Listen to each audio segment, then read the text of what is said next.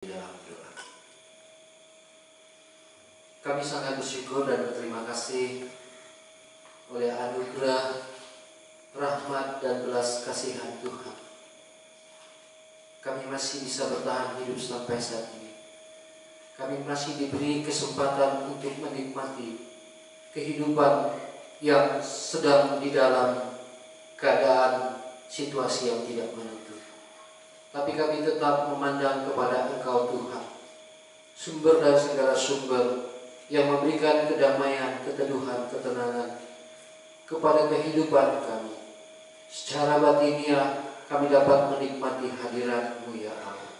Kiranya Engkau menolong hamba-Mu yang hina, yang terbatas, dan yang tidak punya apa-apa ini, supaya kebenaran firman-Mu bisa nyata bagi kami, bisa mendapat berkat bagi kami pribadi lepas pribadi.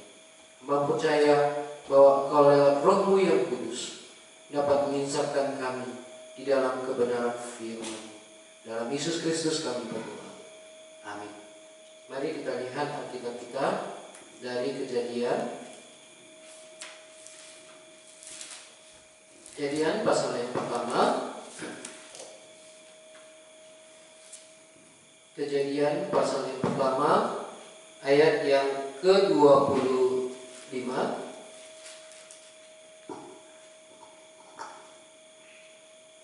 Kejadian pasal yang pertama ayat yang ke-25 sampai 31. Temanya Allah memberi yang terbaik. Allah menjadikan segala jenis binatang liar dan segala jenis ternak dan segala jenis binatang melata di muka bumi. Allah melihat bahwa semuanya itu baik. Berfirmanlah Allah, baiklah kita menjadikan manusia menurut gambar dan rupa kita, supaya mereka berkuasa atas ikan-ikan di laut dan burung-burung di udara, dan atas ternak, dan atas seluruh bumi, dan atas segala binatang melata yang merayap di bumi. Maka Allah menciptakan manusia itu menurut gambarnya, menurut gambar Allah diciptakannya dia laki-laki, dan perempuan diciptakannya mereka. Allah memberkati mereka, lalu Allah berfirman kepada mereka, beranak cuculah dan bertambah banyak, penuhilah bumi dan taklukkanlah itu, berkuasalah atas ikan-ikan di laut dan burung-burung di udara, dan atas segala binatang yang merayap di bumi. Berfirmanlah Allah, lihatlah aku memberikan kepadamu segala tumbuh-tumbuhan yang berbiji di seluruh bumi, dan segala pohon-pohonan yang buahnya berbiji, itulah yang menjadi makanan. Tetapi kepada segala binatang di bumi, dan segala burung di udara, dan segala yang merayap di bumi, yang bernyawa kuberikan segala tumbuh-tumbuhan hijau menjadi makanannya. Dan jadilah demikian. Maka Allah melihat segala yang dijadikannya itu sungguh amat baik. Jadilah petang dan jadilah pagi. Itulah hari ke-6. Saudara yang dikasihi oleh Tuhan, Allah menjadikan langit dan bumi beserta isinya ada 6 hari, ya. Dan di hari yang ke-5 Allah menjadikan segala kebutuhan manusia dan hewan, dan hari yang ke-6 Allah menjadikan manusia sebagai ciptaan yang terakhir. Dari ayat 25 kita bisa lihat di situ Allah menjadikan segala jenis binatang liar dan segala jenis ternak dan segala jenis binatang melata di muka bumi. Allah melihat semuanya itu baik. Saudara yang dikasihi oleh Tuhan, Allah mempersiapkan dari hari pertama, hari kedua, hari ketiga, dan hari keempat sampai hari kelima. Ini Allah siapkan semuanya kebutuhan manusia. Maka kebutuhan manusia itu Allah lihat dan Allah pandang, dan dikatakan di dalam ayat 25 Allah melihat pekerjaannya bahwa yang dikerjakannya itu semuanya baik, ya. Semuanya baik. Segala sesuatu diciptakan untuk manusia, bahwa itu baik adanya. Bahwa manusia diciptakan sebagai ciptaan yang terakhir. Allah mempersiapkan yang baik untuk manusia. Allah mempersiapkan segala sesuatu yang baik untuk manusia, sehingga manusia bisa menikmati yang baik itu, yang baik adanya. Dan segala sesuatu dipersiapkan untuk manusia sedemikian rupa supaya manusia mengerti dia berharga di hadapan Allah, supaya manusia telah mengerti bahwa yang diperbuat Allah itu baik adanya. Saudara yang dikasihi oleh Tuhan, kita bisa mengerti kehendak Allah bahwa manusia akan dipersiapkan menjadi orang-orang yang menikmati ciptaan yang baik itu. Manusia dapat menikmati dan memakaikan segala sesuatu yang baik itu karena Allah mau menjadikan manusia itu bahagia adanya. Setelah di hari yang kelima, mari kita lihat di ayat 26, berfirmanlah Allah, baiklah kita menjadikan manusia menurut gambar dan rupa kita, supaya mereka berkuasa atas ikan-ikan di laut dan burung-burung di udara dan atas segala ternak dan atas seluruh bumi dan atas segala binatang melata yang merayap di bumi. Saudara yang dikasihi oleh Tuhan, ada kata kita, ya. Di sini dikatakannya, berfirmanlah Allah, baiklah kita menjadikan manusia menurut rupa dan gambar kita. Allah kita adalah Allah yang Tritunggal. Allah yang menunjukkan bahwa ada kepribadian yang di sini disebut pribadi Allah Tritunggal. Dan di dalam kemajemukannya dan dituliskan di dalam Alkitab kita dengan transparan bahwa Ia menjadikan manusia menurut gambar dan rupa Allah. Mari kita banding dengan Mazmur pasal 2 ayat 7.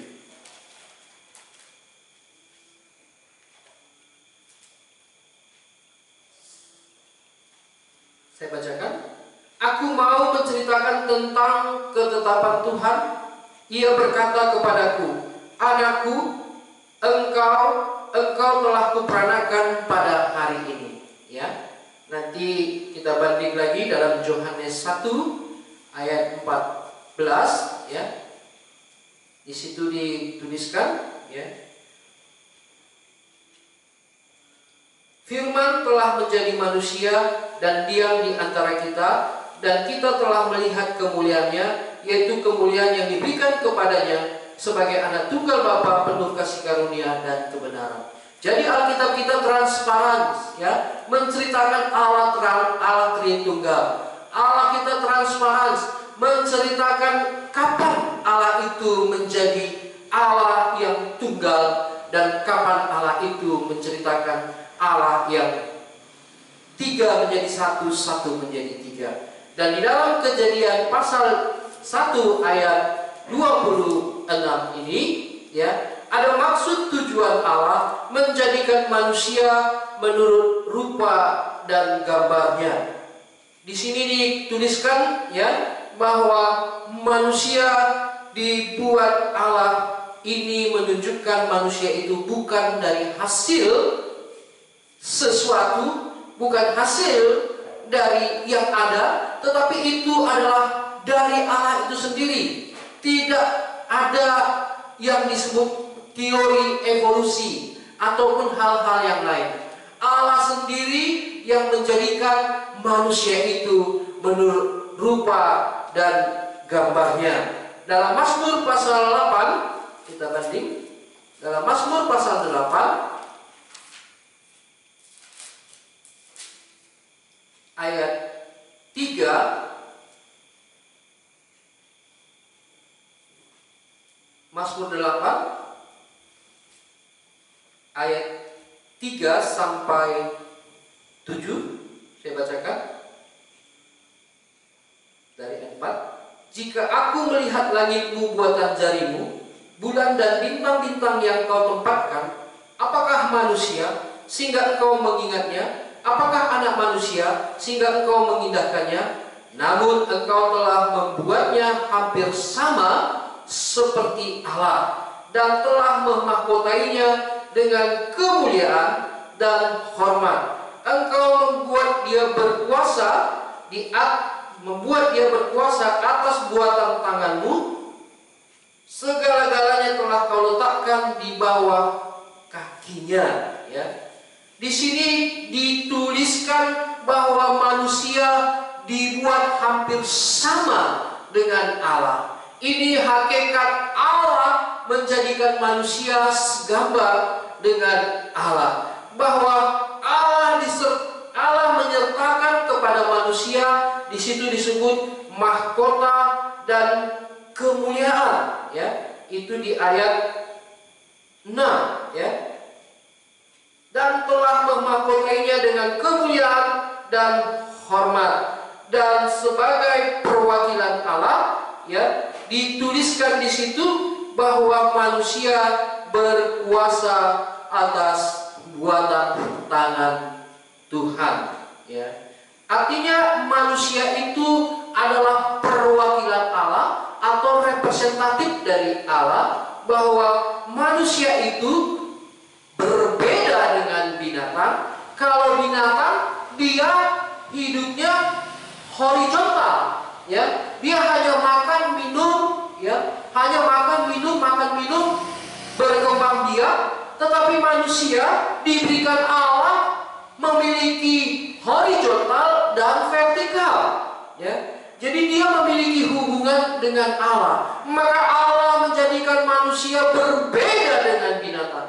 Allah menjadikan manusia spesifik, menjadi wakil daripada Allah, menjadi gambarannya Allah, pancarannya Allah, kemuliaannya Allah, dan hidup tegak vertikal menuju kepada Allah, vertikal menuju kepada kehendak Allah. Di dalam diri manusia sering sekali melihat ada kekosongan. Di dalam diri manusia, sudah pun dia makan, minum, pakai, sudah pun dia memiliki segala kebutuhan jasmanianya, tetapi dia merasa dirinya kosong karena hidupnya belum vertikal. Maka firman Tuhan pernah berkata kepada manusia, dikatakannya, "Hei manusia, engkau hidup bukan dari roti saja, melainkan dari firman, dari perkataanku," kata Allah. Maka manusia yang diciptakan Tuhan, yang segambar dengan dirinya, yang serupa dengan dirinya, hakikat Allah turun di dalam diri manusia, hakikat Allah ada di dalam manusia, kehendak Allah ada di dalam manusia. Maka manusia memiliki hubungan vertikal dengan dia, sehingga dia bisa hidup bukan hanya dengan ciptaannya, tetapi hidup bersekutu dengan penciptanya. Kita pernah mendengar bagaimana Musa naik ke padang, naik ke gunung, tanpa bawa bekal, tanpa bawa makanan, tetapi dia bersekutu dengan Allah 40 hari, 40 malam. Dan dia hidup tanpa makanan. Saudara yang dikasihi oleh Tuhan, Yesus juga pernah melakukan hal yang sama, 40 hari, 40 malam. Dia berpuasa. Hidup bukan hanya dari roti saja. Manusia bukan hanya dari roti saja. Bukan hanya dari yang diciptakan Allah dari hari pertama sampai hari kelima. Inilah keunikan manusia yang diciptakan Allah segambar dengan dirinya. Mari kita membaca dari Pengkhotbah pasal 3.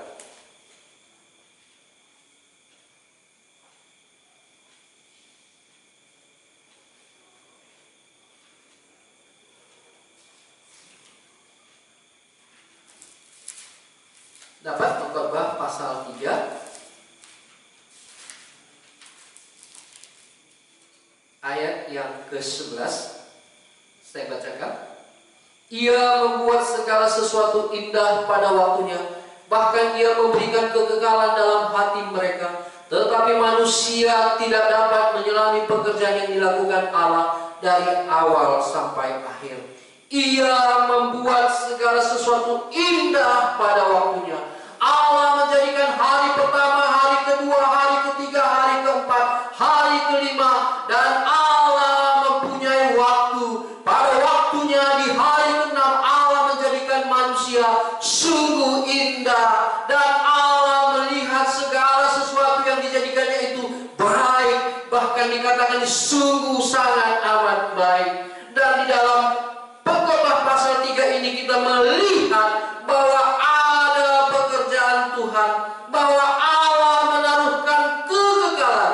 Bisa kita lihat sama-sama, bahkan ia memberikan kekekalan di dalam hati mereka. Begitu banyak manusia hidup di tengah-tengah dunia, begitu banyak manusia yang berhamburan di bumi ini. Kurang lebih ada 7,5 miliar manusia bertumbuh berkembang, tetapi banyak di antara mereka tidak mengerti ada kekekalan yang Allah taruhkan di dalam dirinya, sehingga manusia itu memiliki kepastian keselamatan, memiliki keyakinan akan berjumpa dengan Allah penciptanya. Maka dalam Pengkhotbah pasal 3 ayat 11 ini, bahkan ia memberikan kekekalan dalam hati mereka. Mari kita selidiki, apakah kita memiliki prinsip yang sama seperti yang dituliskan dalam Alkitab ini? Apakah hati kita juga merasakan, merindukan hal yang sama? Bahkan di dalam kitab Pengkhotbah ini dituliskan manusia tidak dapat menyelami pekerjaan Allah. Di dalam ayat 11b, manusia tidak dapat menyelami pekerjaan yang dilakukan Allah dari awal sampai akhir. Mengapa ini tidak terjadi? Karena mereka memiliki konsep pemikiran bahwa mereka dengan ciptaan sudah puas. Mereka dengan ciptaan yang berjerih payah dari pagi sampai malam, dicari, dikumpulkan, tetapi mereka tidak menemukan kekekalan. Saudara yang dikasihi oleh Tuhan, mari kita ulang-ulangi Pengkhotbah pasal 3 ini, bahwa dia berkata Allah membuat segala sesuatu baik adanya dan memberikan ke dalam hati kita ada kekekalan, dan banyak manusia tidak mengerti, tidak dapat menyelami pekerjaan yang Tuhan lakukan kepada manusia, tidak dapat dimengerti oleh manusia what God have done for human, tidak dapat mengerti apa yang telah dikerjakan, dilakukan Allah kepada manusia, karena manusia sibuk dan sibuk terus untuk hal-hal yang binasa. Allah sendiri melihat pekerjaannya, Allah sendiri melihat apa yang diperbuatnya. Mengapa kita tidak melihat apa yang telah Allah perbuat di dalam diri kita? Mari pikirkan saudaraku, bahwa Allah adalah Allah yang baik. Dia membuat segala sesuatu indah pada waktunya. Ia memberikan kekekalan dalam hati kita. Beda dengan binatang. Binatang tidak diberi hati yang mengerti tentang kekekalan, hati yang membuat manusia tahu ada Allah. Saudara yang dikasihi oleh Tuhan, Allah memberi kekekalan di dalam hatimu. Pikirkan dan renungkan. Jangan sempat terlambat. Allah sangat mengasihi kita. Dia bedakan kita dengan binatang. Dia tidak samakan kita dengan binatang. Binatang hanya horizontal. Binatang tidak pernah mengerti tentang vertikal. Binatang tidak pernah mengerti hati. Bagaimana hati tentang kekekalan. Berbeda kita dengan binatang. Dan kita lihat di dalam ayat seterusnya. Tetapi tidak dapat menyelami pekerjaan yang dilakukan Allah. Ini besar kemungkinan dosa manusia yang sibuk dengan urusan ambisi, sibuk dengan urusan yang dicari untuk ditinggalkan, sibuk dengan urusan gemerlap dunia, sibuk urusan dengan dosa dan anarki dan pekerjaan kegelapan. Bahkan Allah sudah mempersiapkan rumah yang bahagia untuk kita. Tetapi di dalam ayat yang 11 tadi, Allah membuat pekerjaannya dari awal sampai akhir ini bisa dimengerti kalau orang bisa terbuka akan firman, terbuka akan pekerjaan Tuhan, terbuka akan Roh Kudus, terbuka akan perkataan Allah. Inilah kehendak Allah. Allah menginginkan kita untuk diselamatkan.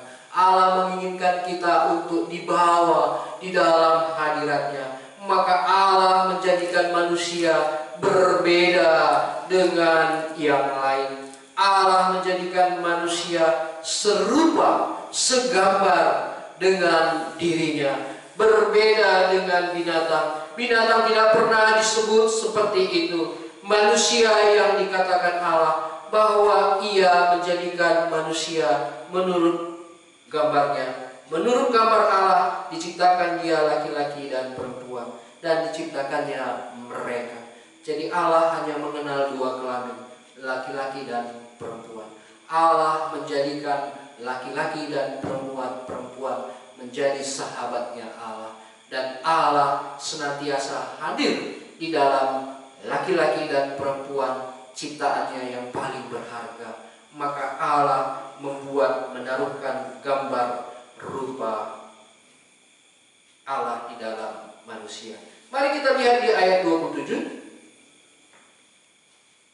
Maka Allah menciptakan manusia itu menurut gambarnya. Mereka, sekali lagi, maka Allah menciptakan manusia itu menurut gambarnya. Menurut gambar Allah diciptakannya dia, laki-laki dan perempuan diciptakannya mereka. Saudara yang dikasihi oleh Tuhan, diulangi bahwa penciptaan manusia ini penting kita ingat, penting kita mengerti bahwa aku diciptakan berbeda dengan yang lain, bahwa aku diciptakan bukan dengan ciptaan yang lain. Aku diciptakan menurut rupa gambar Allah, menurut kodrat Allah, menurut hakikat Allah, menurut kehendak Allah, menurut hatinya Allah, menurut sifatnya Allah, menurut miliknya Allah, menurut kekekalannya Allah. Diciptakannya manusia segambar dengan dia. Hei manusia, pikirkanlah, engkau dicipta menurut gambar Allah. Mengapa gambar Allah yang sudah ada di dalam dirimu tidak engkau perhatikan?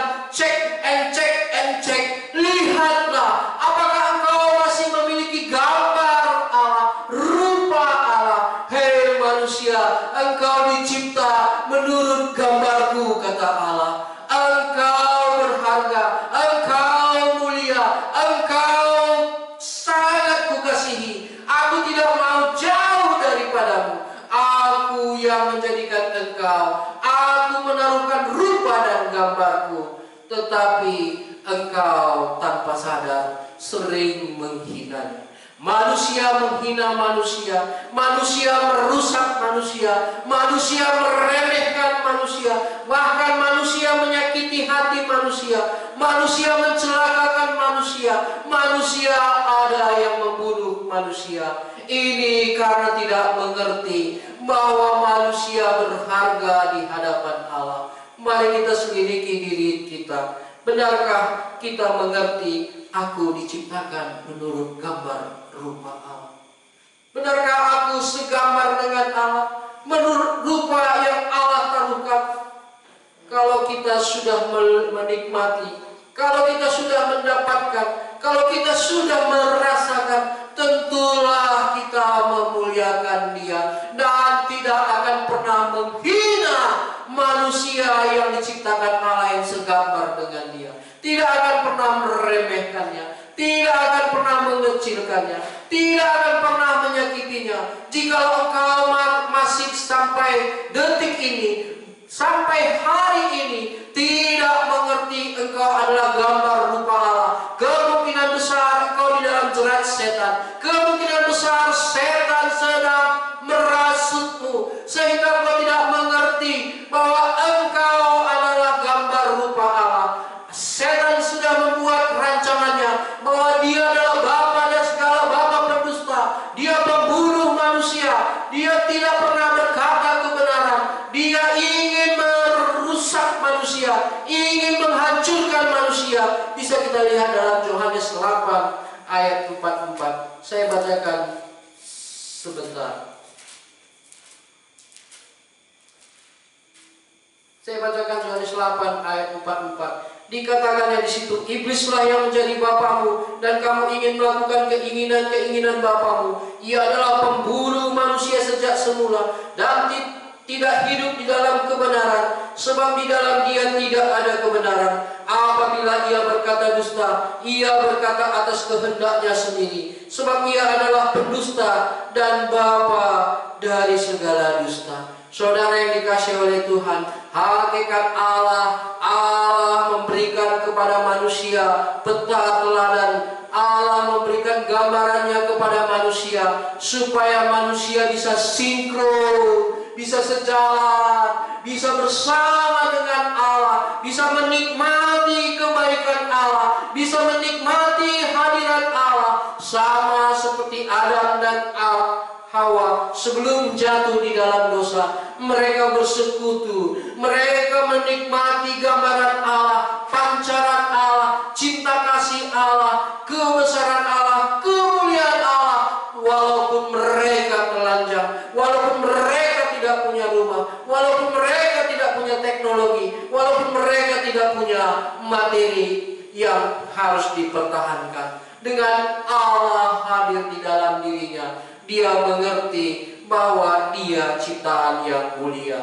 Tetapi si pencoba, tetapi si pendusta, dia ingin merusak manusia supaya manusia terpisah dengan Allah. Mari kita lihat baik-baik bahwa manusia diciptakan Allah terakhir. Allah tahu bahwa manusia ini adalah orang yang terpenting, adalah orang yang khusus, adalah orang yang istimewa. Dia diciptakan Allah terakhir karena kebutuhannya lebih dulu, baru dia. Sama seperti setiap kali acara, biasanya yang terakhir itu adalah pemimpin tertinggi, dan di dalam acara sering sekali Pak Presiden yang terakhir hadir karena dialah penentu. Demikian juga setiap kali kita bisa mengerti mengapa manusia diciptakan di hari ke-6, karena dia adalah wakilnya Allah, karena dia adalah gambaran Allah, karena dia adalah bagian hakikat yang Allah tentukan. Manusia paling sempurna. Mengapa? Karena dia punya rupa dan gambaran Allah. Manusia paling lengkap. Mengapa? Karena dia punya tubuh dan punya roh dan jiwa. Berbeda dengan binatang. Binatang tidak mempunyai roh dan jiwa. Manusia adalah makhluk yang paling lengkap, dan manusia yang makhluk yang paling bijaksana. Kenapa manusia dikatakan makhluk paling bijaksana? Karena dia dapat menerima dan menjalankan mandat tugas yang diberikan Allah. Binatang tidak dapat melakukannya, yang lain tidak dapat melakukannya. Berarti manusia diciptakan Allah yang paling bijaksana. Dan jangan lupa, manusia itu paling bernilai. Dia mempunyai nilai istimewa karena dia memiliki nilai kekudusan, kesucian, kemuliaan, sebagaimana Allah yang sudah suci, sudah mulia, sudah kudus, yang sudah ditaruhkannya ke dalam diri manusia, sehingga manusia itu mempunyai nilai. Dan manusia yang mempunyai nilai, inilah yang mengerti hakikat Allah itu sendiri. Dan yang terakhir, menurut catatan saya, manusia sangat penting karena manusia sebagai sarana ciptaan Allah, sebagai sarana untuk mengatur yang dicipta Allah. Binatang tidak sanggup untuk mengurus nyamuk, Binatang tidak sanggup untuk mengurus ikan. Binatang tidak sanggup mengurus tanaman. Binatang tidak sanggup mengurus kehidupan. Hanya manusia. Maka manusia itu penting di hadapan Allah, supaya manusia bisa meneruskan kehendak Allah, supaya manusia bisa melakukan kehendak Allah yang sempurna. Allah menciptakan laki-laki dan perempuan. Allah menaruhkan gambar rupa di dalam diri manusia dan mempersatukannya dan mengembangkannya. Demikianlah Allah membuat baik kepada segala yang diciptakannya. Bahkan nanti di dalam ayat 31 Allah melihat sungguh amat baik. Di dalam ayat 28 kita lanjut. Allah memberkati mereka. Lalu Allah berfirman kepada mereka, beranak cuculah dan bertambah banyaklah, penuhilah bumi, taklukkanlah itu, berkuasalah atas ikan-ikan di laut dan burung-burung di udara, atas segala binatang yang merayap di bumi. Saudara yang dikasihi oleh Tuhan, Allah memberkati manusia. Allah berkata kepada manusia, Aku akan memberikan segala kebutuhanmu. Aku memberikan pekerjaanmu. Aku memberikan hak-hak yang ada padamu. Allah memberikan berkat kepada manusia. Allah berkata, penuhi, taklukkan, dan kuasai. Bukan sebaliknya. Saya ulangi ya. Allah berkata, penuhi, taklukkan, dan kuasai bumi. Berarti bukan kita dikuasai oleh bumi. Bukan kita yang ditaklukkan oleh bumi. Dan bukan kita yang menguasai. Bukan kita yang dikuasai oleh bumi dan dipenuhi dengan bumi. Melainkan kita menaklukkannya, kita menguasainya, dan kita yang memenuhinya. Dan manusia menjadi wakil Allah dan tanda kehadiran Allah, serta manusia merasakan Allah senantiasa hadir di dalam hadirnya Allah di dalam dirinya, dan manusia menjadi wakil dan Allah sebagai pemerintah di dalam kehidupan manusia. Dan di dalam ayat yang ke-29 Tuhan sudah menaruhkan kebutuhan manusia. Allah berkata, hei manusia, Aku yang memberikan kebutuhanmu. Berfirmanlah Allah, lihatlah, aku memberikan kepadamu segala tumbuh-tumbuhan yang berbiji di seluruh bumi, dan segala pohon-pohonan yang buahnya berbiji. Itulah yang menjadi makananmu. Dengan kata lain, hey manusia, don't worry. I give you for your food. I give you for your salvation. I give you for all things. I guaranteed your life. Aku memberikan kehidupan padamu. Aku memberikan makananmu. Aku memberikan kekekalan. Aku memberikan kebutuhanmu. Aku menjamini hidupmu. Supaya manusia yang dijadikan Allah, yang segambar dengan Dia, tidak merasa kurang, tidak merasa ada yang kurang, tetapi dia bisa memuliakan Allah karena dia mengerti Allah menjadikan segala sesuatu untuk manusia, supaya manusia bisa menikmati dan beribadah kepada Allah. Mari kita renungkan betapa indahnya pemberian Allah, hakikat fungsi tugas yang diberikan kepada manusia, supaya manusia bisa menikmatinya. Saudara yang dikasihi oleh Tuhan, kita tiba ke ayat 30. Tetapi kepada segala binatang di bumi, dan segala burung di udara, dan segala yang merayap di bumi yang bernyawa, kuberikan tumbuh-tumbuhan hijau menjadi makanannya, dan jadilah demikian. Mungkin kita lupa bahwa burung-burung di udara tak perlu manusia mengurusinya. Allah sendiri yang mengurusinya. Binatang-binatang yang di dalam tanah, apakah itu cacing, apakah itu keong, apakah itu ulat, semuanya ini Allah laut, segala burung di udara, segala yang merayap di bumi, yang bernyawa, kuberikan kebutuhannya, kuberikan makanannya. Jadi manusia tidak perlu disibukkan untuk ciptaan ini. Manusia tidak perlu disibukkan untuk segala sesuatu yang ada di bumi ini. Cukup dia mengerti Allah hadir dalam dirinya. Cukup dia mengerti Allah menjamini makanan hidupnya.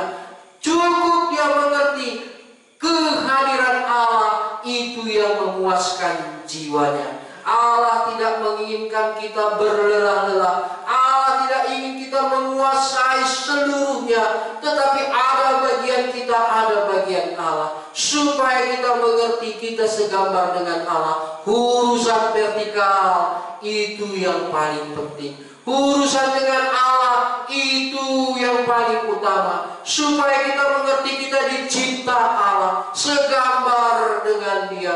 Kita tidak diciptakan Allah segambar dengan ciptaannya.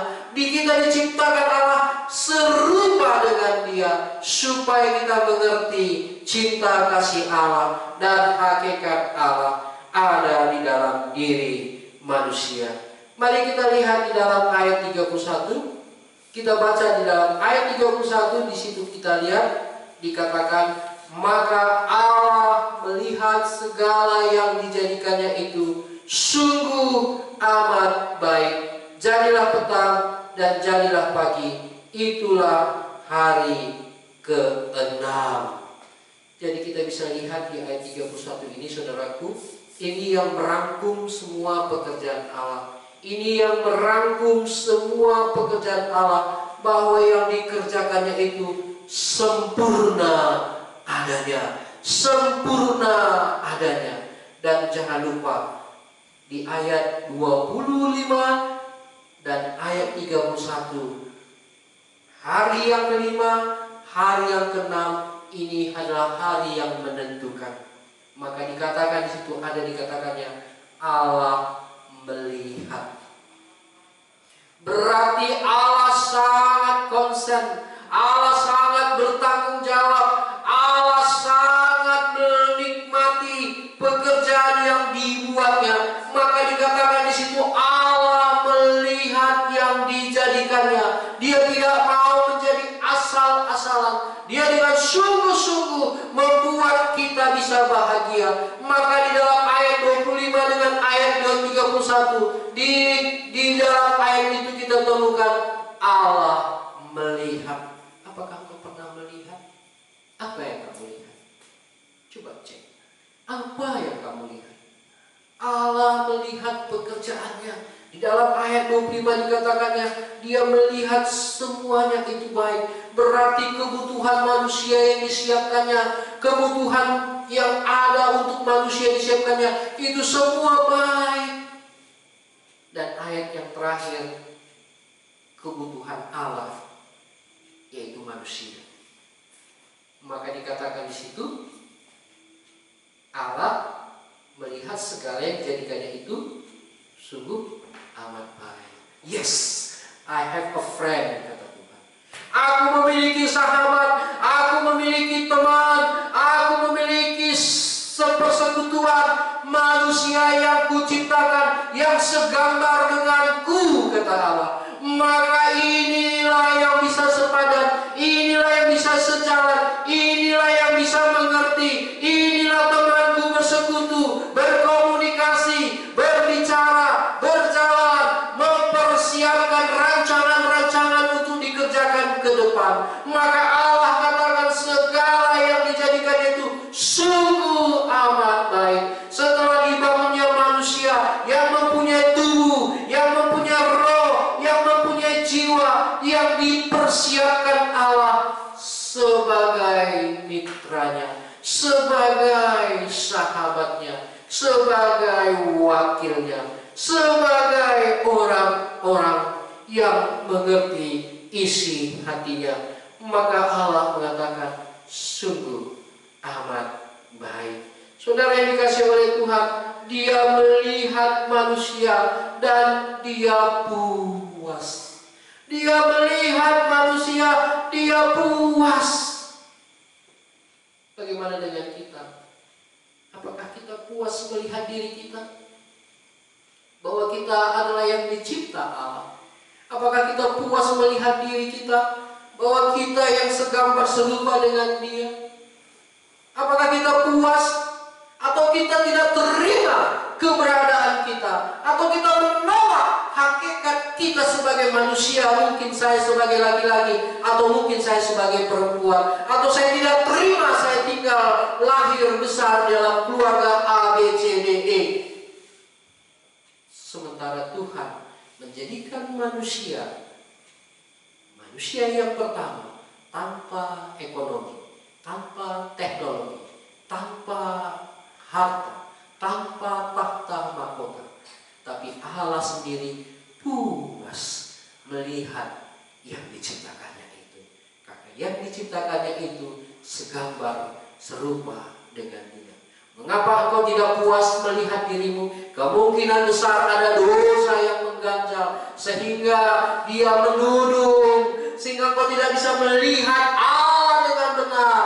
Engkau tidak bisa melihat Allah dengan jelas, sehingga engkau akan mati di dalam dosamu dan menuju kepada kebinasaan. Tetapi Allah terus mencari, Allah terus mengasihi manusia. Nanti kita lihat apa yang dikerjakan Allah supaya kita bisa kembali segambar serupa dengan Dia. Begitu juga manusia kepada Allah.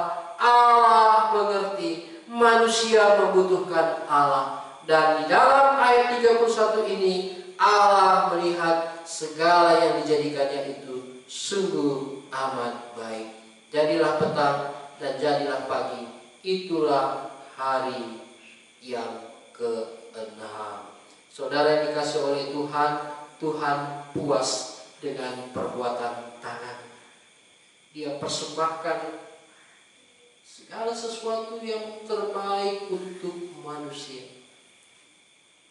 Hari pertama, kedua, ketiga, keempat, kelima, Dia persiapkan untuk manusia. Jangan lupa di hari ke-6 Allah menjadikan manusia itu. Dan hari ke-6 Allah berkata, aku puas karena aku sudah memberikan yang terbaik untuk manusia. Aku memberikan yang terbaik untuk manusia, yaitu kebutuhannya terpenuhi. Dan Tuhan puas. Tapi ketika jatuh dalam dosa, Allah kecewa, Allah sedih.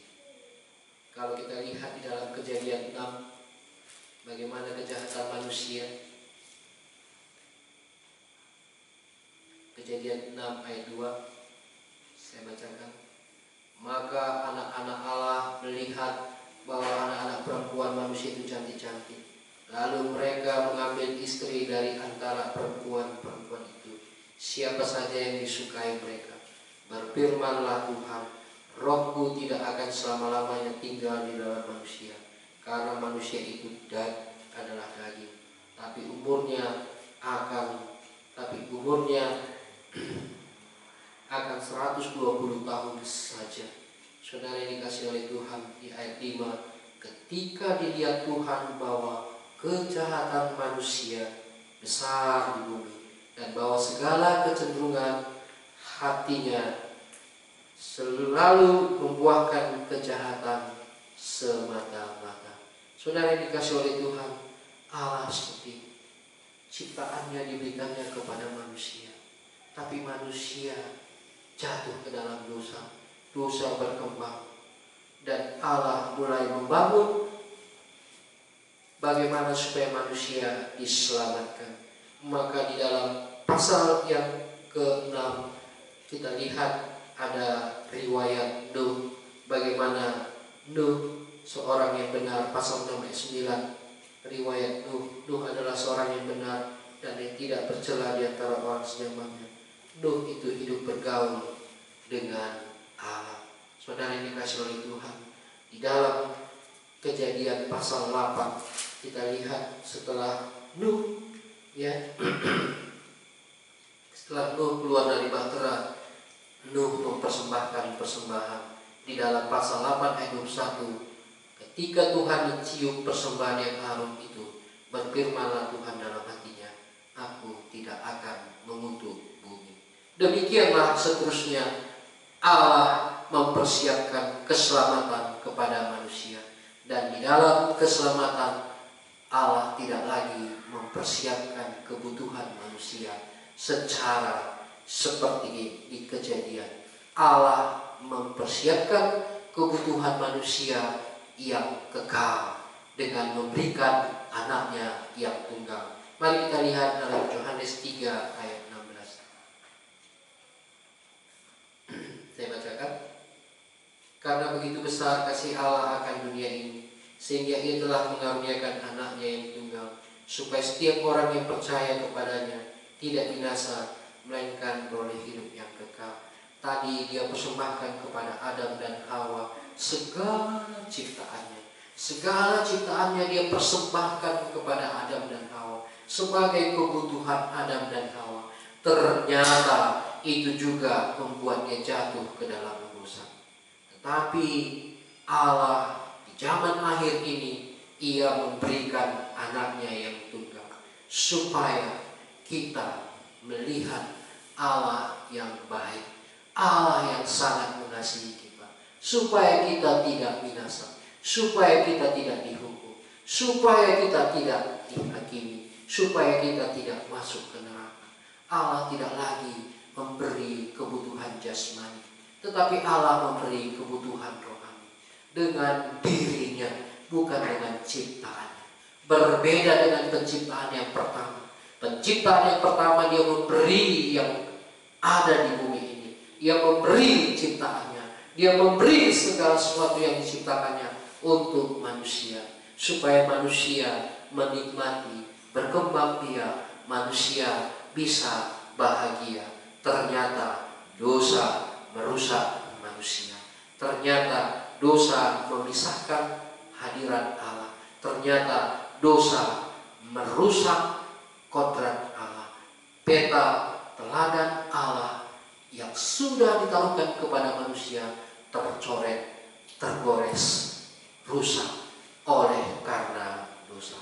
Maka Allah menyelesaikannya supaya tidak menjadi sia-sia. Manusia yang diciptakannya, yang dimuliakannya, Dia memberikan dirinya. Dia memberikan Yesus Kristus. Dia memberikan Allah yang jamak tadi menjadi manusia, dan Dia sebagai korban penebusan, pengampunan dosa kita. Dan ini dikerjakannya di kayu salib. Satu ayat terakhir kita lihat dalam Yohanes pasal 19. Dikatakannya di situ, inilah yang dikerjakannya dalam Yohanes pasal 19 ayat 30. Sesudah Yesus minum anggur asam itu, berkatalah Ia, sudah selesai. Lalu Ia menundukkan kepalanya dan menyerahkan nyawanya. Di dalam penciptaan, kita lihat Kejadian 1 ayat 25 tadi, semua yang dijadikannya itu baik dan diserahkannya kepada manusia.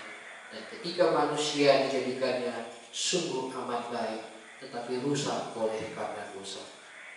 Di zaman akhir ini Allah memberikan dirinya, memberikan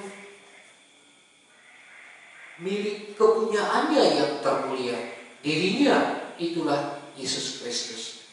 Dan ini dikerjakan Yesus Kristus di kayu salib, sampai Ia menyerahkan nyawanya untuk menyelesaikan pengampunan dosa yang ada pada kita. Mari kita renungkan, saudaraku yang dikasihi oleh Tuhan. Tidak akan mungkin kita memberikan yang terbaik kepada Allah jika belum kita terima yang daripada Allah. Kalau kita hanya mengumpulkan materi yang binasa ini, tidakkah sama kita dengan Adam yang pertama? Kita dikuaskan Allah, tetapi rusak oleh karena dosa. Tapi yang terakhir, Allah tidak lagi memberikan materi karena manusia sudah cukup berkembang mengerti tentang kebutuhan jasmani. Tapi kebutuhan hakikat kebutuhan yang hakiki, kebutuhan yang kekal Allah sudah taruhkan di dalam diri Yesus Kristus untuk menyelamatkan jiwa kita. Mari kita bersatu di dalam doa. Bapa yang di surga, Bapa yang baik, Bapa yang mengasihi kami, Bapa yang penuh rahmat, kami berterima kasih kalau kami mengerti pemberian-Mu itu baik, sungguh amat baik. Dan yang terakhir, pemberian-Mu itu sempurna. Itulah Yesus Kristus. Berilah kami mengerti dari penguraian firman ini, untuk apa kami ada di planet bumi ini. Kalau hanya sebatas ciptaan, hanya sebatas horizontal, hanya sebatas hidup ini saja.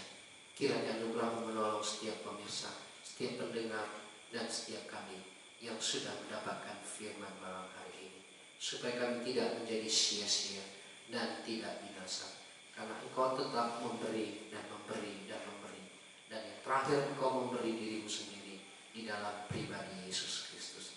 Terima kasih ya Allah, dalam nama-Mu kami berdoa dan bersyukur.